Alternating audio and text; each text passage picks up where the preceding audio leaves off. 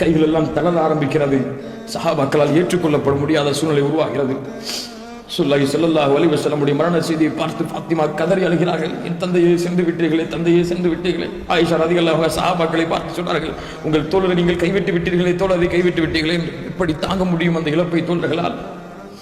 வெளியிலே உமர் சொல்கிறார், யாராவது அல்லாஹ்வுடைய தூதர் மூத்தாகி விட்டார் என்று சொன்னால் தலையை சிவி விடுவேன். ஏற்றுக்கொள்ள முடியவில்லை தோழர்களால். சில பைத்தியக்காரர்கள் சொல்கிறார்கள் உமருக்கு பைத்தியம் பிடித்தது என்று. எப்படி ஏற்றுக்கொள்ள முடியும் அந்த ஹபீபுடைய மரணத்தை? ஹபீபை பார்க்காமல் அந்த தோழர்களுடைய நாட்கள் கழியாது.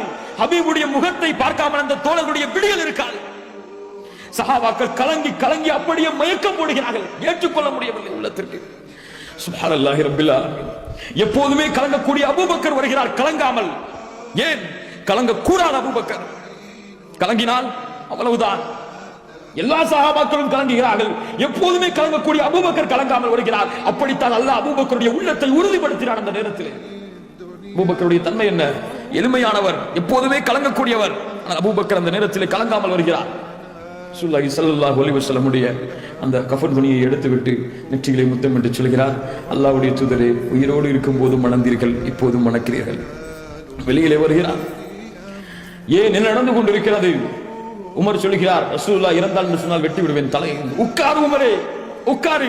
வமா முஹம்மதுன் இல்லா ரசூல் قد خلت من قبله الرسل افإن مات أو قتل انقلبتم على أعقابكم. முஹம்மதும் இறப்பார் அல்லது கொல்லப்படுவார் என்ற வசனத்தை உமர் அபூபக்கர் ரலியல்லாஹு அன்ஹு ஓதுகிறார்கள். கையில் இருந்த வாள் அப்படியே உமருக்கு கீழே விழுகிறது. உமர் அப்படியே சாய்கிறார் கீழே. சுப்ஹானல்லாஹி ரப்பில் ஆலமீன். மதீனா ஸ்தம்பிக்கிறது. உலக நாடுகள் தம்பிக்கிறது. அல்லாஹ்வுடைய தூதர் ஸல்லல்லாஹு அலைஹி வஸல்லம் மரணமாகிவிட்டார் என்ற செய்தியை கேட்டு உலகமே கொதித்துக் கொண்டிருக்கிறார். திடீரென மரணம்.